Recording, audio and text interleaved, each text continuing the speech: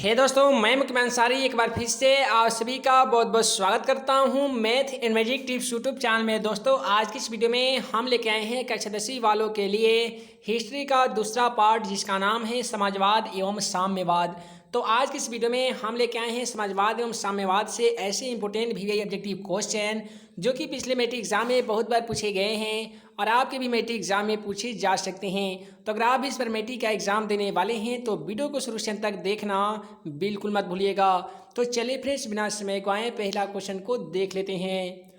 है दोस्तों, जैसा कि आज से मोबाइल स्क्रीन पे पहला क्वेश्चन देख पा रहे हैं। पहला क्वेश्चन में दिया गया है, रूस में कृषक दास प्रथा का अंत कब हुआ था। इसके लिए आपको 4 ऑप्शन दिए जा रहे हैं। पहला ऑप्शन में दिया गया है 1861 ईस्वी में, ऑप्शन बी में दिया गया है 1862 ईस्वी में, ऑप्शन सी में दिया गया है 1863 ईस्वी में, ऑप्शन डी में दिया गया है 1864 ईस्वी में। तो आज सभी को बता दें कि हमारा वीडियो सीरीज का पहला क्वेश्चन का जवाब आज सभी को वीडियो के नीचे जाकर कमेंट बॉक्स में इसका सही जवाब लिखना होता है। तो क्वेश्चन नंबर 1 का क्या सही जवाब होगा, आप जल्दी से वीडियो के नीचे चले जाइए और कमेंट बॉक्स में इसका सही जवाब लिख सकते हैं। तो चलिए हम आप सभी को अगला क्वेश्चन दिखा देते हैं। है दोस्तों, अगला सवाल है क्वेश्चन नंबर 2 में कि रूस में जार का क्या अर्थ होता है। तो रूस में जार का जो अर्थ होता है वो रूस का सम्राट होता है। अर्थात रूस में जितने भी शासक वहाँ पे शासन किया करते थे ना, उन सभी रूस के सम्राटों को जार कहा जाता था। उसके बाद में अगला सवाल है, कार्ल मार्क्स का जन्म कहाँ हुआ था। तो दोस्तों, आप सभी को बता दें कार्ल मार्क्स का जन्म 1818 ईस्वी में जर्मनी प्रांत के मेगवा शहर में हुआ था। तो क्वेश्चन का सही जवाब यहाँ पे जर्मनी हो जाएगा। कहाँ हुआ था, तो जर्मनी में। कब हुआ था, तो 1818 ईस्वी में। एक चीज़ आप सभी को और याद रखना होगा कि दास कैपिटल नामक पुस्तक की रचना किसने किया था, तो कार्ल मार्क्स के द्वारा ही 1867 ईस्वी में दास कैपिटल नामक पुस्तक की रचना किया गया था।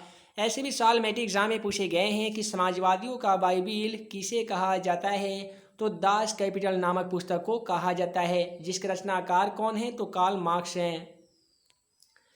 उसके बाद में अगला सवाल है कि साम्यवादी शासन का पहला प्रयोग, यानी साम्यवादी शासन का जो पहला यूज इस्तेमाल किया गया था वो कहाँ किया गया था। काफ़ी सिंपल सवाल है, साम्यवादी शासन का पहला प्रयोग रूस में किया गया था। तो क्वेश्चन का बिल्कुल सही जवाब ऑप्शन ए हो जाएगा, रूस। उसके बाद में अगला जो सवाल है हमारा क्वेश्चन नंबर 5 में कि निम्नलिखित में कौन यूरोपियन समाजवादी नहीं था। यहाँ पे 4 ऑप्शन दिया जा रहा है, जिसमें से आप सभी को बताना है कि कौन ऐसा ऑप्शन होगा जो यूरोपियन समाजवादी नहीं था। क्वेश्चन का सही जवाब ऑप्शन डी हो जाएगा, रॉबर्ट ओवेन। उसके बाद में अगला सवाल है हमारा कि वार एंड पीस किसकी रचना है, यानी वार एंड पीस एक पुस्तक है जिसके रचनाकार कौन है। तो दोस्तों, आप सभी को याद रखना होगा कि वार एंड पीस नामक पुस्तक की रचना टॉल्स्टॉय के द्वारा किया गया था। तो क्वेश्चन का बिल्कुल सही जवाब ऑप्शन बी हो जाएगा, टॉल्स्टॉय। उसके बाद में अगला सवाल है क्वेश्चन 7 में कि बोल्शेविक क्रांति कब हुई थी। तो हे दोस्तों, इसके लिए भी आपको 4 ऑप्शन दिए जा रहे हैं। पहला ऑप्शन में दिया गया है फरवरी 1917 ईस्वी में, नवंबर 1917 ईस्वी में, ऑप्शन सी में दिया गया है अप्रैल 1917 ईस्वी में, ऑप्शन डी को देख लीजिए, दिया गया है 1905 ईस्वी में। तो दोस्तों, आज सभी को बता दें कि बोल्शेविक क्रांति जो हुई थी ना, वो नवंबर 1917 ईस्वी में हुई थी। और 1917 ईस्वी में क्या हुई थी, तो अपने पूरे भारत में, भारत के बिहार के एक ज़िला है पूर्वी चंपारण नामक ज़िला, जहाँ से हम खुद बिलोंग करते हैं। तो 1917 ईस्वी में चंपारण सत्याग्रह आंदोलन की शुरुआत भी हुई थी। तो यहाँ पे हमसे बोला गया है कि बोल्शेविक क्रांति कब हुई थी। क्वेश्चन का सही जवाब ऑप्शन बी हो जाएगा, नवंबर 1917 ईस्वी में। उसके बाद में अगला सवाल है हमारा कि लाल सेना का गठन किसने किया था। इसके लिए भी आपको 4 ऑप्शन दिए जा रहे हैं। और आज सभी को बता दें कि जितने भी ऐसे स्टूडेंट हैं जिनको क्वेश्चन को देखने से पहले उनका जवाब मालूम है, तो आप हमें कमेंट बॉक्स के माध्यम से उसका आंसर लिखते चलिएगा। तो यहाँ पे क्वेश्चन 8 में दिया गया था कि लाल सेना का गठन किसने किया था। इसके लिए भी आपको 4 ऑप्शन मिलते हैं। पहला ऑप्शन में दिया गया कार्ल मार्क्स, ऑप्शन बी में दिया गया स्टालिन ने, ऑप्शन सी में दिया गया है ट्रस्की ने, ऑप्शन डी में दिया गया है केरेंस्की ने। तो दोस्तों, आपसे बता दें कि लाल सेना का गठन जो किया था ना, वो ट्रस्की ने किया था। चूँकि लाल सेना का गठन करता कौन है, तो ट्रस्की है। क्वेश्चन का बिल्कुल सही जवाब ऑप्शन सी हो जाएगा। उसके बाद में अगला सवाल काफ़ी इंपॉर्टेंट है, मैट्रिक एग्जाम में ऐसे सवाल पूछे भी गए थे कि लेनिन की मृत्यु कब हुई थी, यानी लेनिन की मौत कब हो गई थी। इसके लिए भी आपको 4 ऑप्शन दिए जा रहे हैं। पहला ऑप्शन है कि 1921 ईस्वी में, उसके बाद में है 1922 ईस्वी में, ऑप्शन सी में दिया गया है 1923 ईस्वी में, ऑप्शन डी को देख लीजिए 1924 ईस्वी में दिया गया है। तो दोस्तों आपसे बता दें कि नई आर्थिक नीति के जो अपनाने वाले थे उनका नाम था लेनिन, जिन्होंने 1921 ईस्वी में नई आर्थिक नीति अपनाई और उनकी जो मृत्यु हो गई थी ना वो 1924 ईस्वी में हो गई थी। तो क्वेश्चन का बिल्कुल सही जवाब ऑप्शन डी लिखेंगे आप। लेनिन की मृत्यु कब हुई थी, तो लेनिन की मृत्यु 1924 ईस्वी में हो गई थी। उसके बाद में अगला सवाल है क्वेश्चन 10 में कि ब्रेस्ट लिटोवस्क की संधि किन देशों के बीच हुई थी। तो ब्रेस्ट लिटोवस्क की जो संधि हुई थी वो कौन कौन से देशों के बीच हुई थी। तो पहला ऑप्शन मिलता है रूस और इटली के बीच, रूस और फ्रांस के बीच। ऑप्शन सी को देख लीजिए, दिया गया है रूस और इंग्लैंड के बीच। ऑप्शन डी में दिया गया है रूस और जर्मनी के बीच। तो ब्रेस्ट लिटोवस्क की जो संधि हुई थी ना वो रूस और जर्मनी के बीच में हुई थी। तो क्वेश्चन का बिल्कुल सही जवाब ऑप्शन डी लिखेंगे आप, रूस और जर्मनी के बीच। उसके बाद में अगला सवाल है क्वेश्चन 11 में कि रूस का पहला समाजवादी कौन था। इसके लिए भी आपको 4 ऑप्शन दिए जा रहे हैं। आप सभी को इस क्वेश्चन में बताना होगा कि रूस का सबसे जो पहला समाजवादी व्यक्ति था ना वो कौन था। पहला से मिला है स्टालिन था, उसके बाद में दिया गया प्लेखानोव। ऑप्शन सी को देख लीजिए, लेनिन दिया गया। ऑप्शन डी में दिया गया है टॉल्स्टॉय। तो आप सभी को बता दें कि रूस का सबसे जो पहला समाजवादी था वो प्लेखानोव था। क्वेश्चन का सही जवाब ऑप्शन बी हो जाएगा। उसके बाद में अगला सवाल है क्वेश्चन 12 में कि राष्ट्रपुटीन कौन था। हे दोस्तों, राष्ट्रपुतीन कौन था, इसके लिए भी आपको 4 ऑप्शन मिलते हैं। पहला ऑप्शन में दिया गया है भ्रष्ट पादरी, ऑप्शन बी में दिया गया है वैज्ञानिक, ऑप्शन सी में दिया गया है समाज सुधारक, ऑप्शन डी में दिया गया है दार्शनिक। तो दोस्तों आप सभी को मालूम होना चाहिए कि राष्ट्रपुतीन एक प्रकार का भ्रष्ट पादरी वर्ग का था। तो क्वेश्चन का यहाँ पे सही जवाब हमारा ऑप्शन ए हो जाएगा, भ्रष्ट पादरी। उसके बाद में अगला सवाल है क्वेश्चन 13 में कि नई आर्थिक नीति कब लागू हुई थी। काफ़ी सिंपल सवाल है। उम्मीद है कि अगर आप पहले वाले क्वेश्चन को ध्यानपूर्वक सुने होंगे मेरी बातों को, तो वहाँ पे हम आपसे बता दिए हैं कि नई आर्थिक नीति लेनिन के द्वारा लागू की गई थी, जिनकी मृत्यु 1924 ईस्वी में हो गई थी। तो यहाँ पे आज सभी को बताना है कि नई आर्थिक नीति कब अपनाई गई थी या कब लागू की गई थी। तो पहला से मिला है 1921 ईस्वी में, ऑप्शन बी में दिया गया है 1923 ईस्वी में, ऑप्शन सी में दिया गया है 1920 ईस्वी में, ऑप्शन डी को देख लीजिए 1924 ईस्वी में दिया गया है। तो दोस्तों आपसे बता दें कि नई आर्थिक नीति लेनिन के द्वारा अपनाई गई थी या लागू की गई थी, जो 1921 ईस्वी में लागू की गई थी। और लेनिन की मृत्यु कब हो गई थी, तो लेनिन की मृत्यु 1924 ईस्वी में हो गई थी। है दोस्तों, अगला सवाल है क्वेश्चन नंबर 14 में कि दास कैपिटल नामक पुस्तक की रचना किसने किया था। इसके लिए भी आपको 4 ऑप्शन मिलते हैं। पहला है एंजल्स ने, दोस्तोयेव्स्की ने, टॉल्स्टॉय ने, ऑप्शन डी में दिया गया है कार्ल मार्क्स ने। तो पिछले वाले क्वेश्चन में हम आप सभी को बता ही दिए हैं कि दास कैपिटल नामक पुस्तक की रचना कार्ल मार्क्स के द्वारा किया गया था। कब किया गया था, तो 1867 में किया गया था। कितने स्टूडेंट को लगता है कि दास कैपिटल नामक पुस्तक की रचना 1867 ईस्वी में किया गया था, आप हमें कमेंट के माध्यम से बता सकते हैं। एक चीज़ और आप सभी को याद रखना होगा कि दास कैपिटल नामक पुस्तक की जो रचना है ना, दास कैपिटल नामक पुस्तक, ये समाजवादियों का बाइबिल भी कहा जाता है।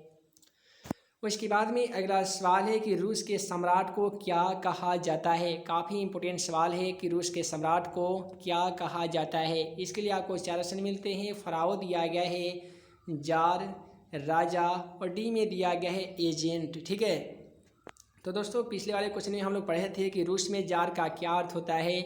तो रूस में जार का अर्थ होता है कि रूस का सम्राट। तो रूस के सम्राट को हम लोग क्या कहेंगे, या रूस के जो भी सम्राट हुआ करते थे ना, उन सभी सम्राटों को जार कहा जाता था। क्वेश्चन का बिल्कुल सही जवाब ऑप्शन बी लिखेंगे आप, जार।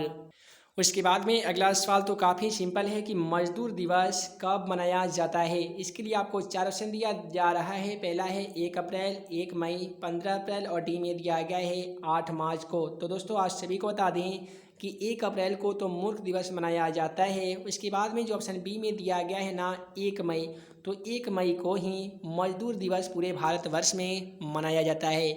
तो आप सभी को मेटी अगर एग्जाम में पूछे जाते हैं कि मजदूर दिवस कब मनाया जाता है या किस तिथि को मनाया जाता है, तो मजदूर दिवस 1 मई को मनाया जाता है।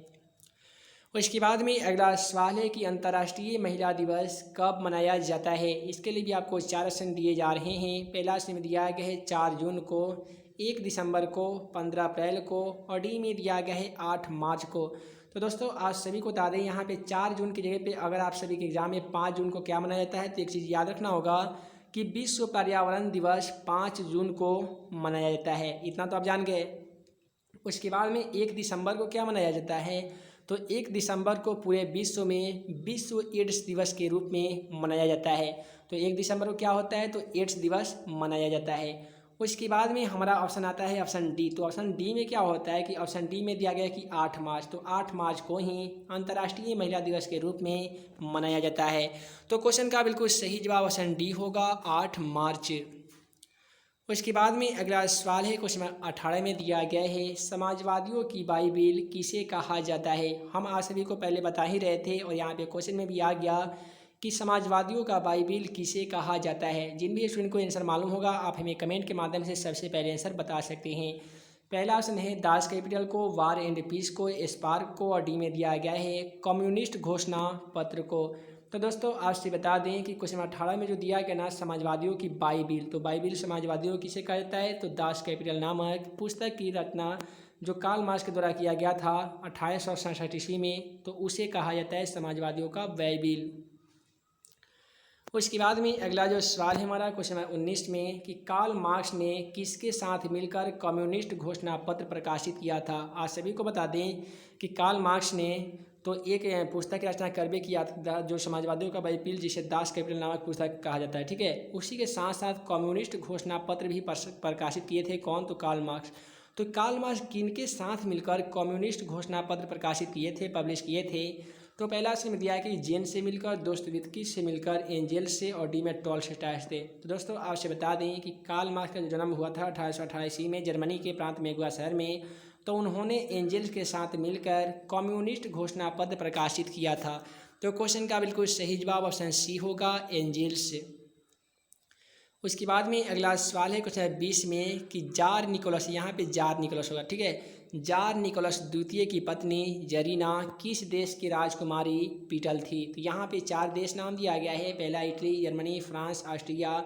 तो जार निकोलस द्वितीय की जो पत्नी थी जिसका नाम है जरीना, तो वो जो राजकुमारी थी वो राजकुमारी कहाँ की थी, तो वो जर्मनी की थी, ठीक है। तो यहाँ पे क्वेश्चन का सही जवाब जर्मनी हो जाएगा। तो हे दोस्तों आगे आने वाली वीडियो में हम लोग आज सभी को बताएंगे कि क्वेश्चन में जो आपका तीसरा पार्ट है जिसका नाम है हिंद चीन में राष्ट्रवादी आंदोलन, तो काफ़ी मज़ेदार चैप्टर है। और आज सभी में से कितने स्टूडेंट चाहते हैं कि इसका PDF डाउनलोड करना, तो वीडियो के डिस्क्रिप्शन बॉक्स में हमारे द्वारा बनाया गया एक मोबाइल एप्लीकेशन का लिंक दिया गया है। उसके साथ साथ एक वेबसाइट का भी लिंक दिया गया है जिसका नाम है questionforexam.com। तो गूगल में भी सर्च कर सकते हैं questionforexam.com और आप पा सकते हैं कक्षा का ढेर सारे नोट्स जो आपके मेट्रिक एग्जाम के लिए काफ़ी इंपॉर्टेंट है। और साथ ही मेरे मोबाइल एप्लीकेशन को इंस्टॉल करके उसमें आप अपना ऑनलाइन क्विज भी खेल सकते हैं, वहाँ पे अपना टेस्ट दे सकते हैं और आप अपनी तैयारी का लेवल भी चेक कर सकते हैं। तो उम्मीद है कि आप सभी मेरा मोबाइल एप्लीकेशन को जरूर डाउनलोड कीजिएगा। हे दोस्तों उम्मीद है कि आप सभी को वीडियो पसंद आया हो तो वीडियो को लाइक करें, अपने दोस्तों में शेयर करें।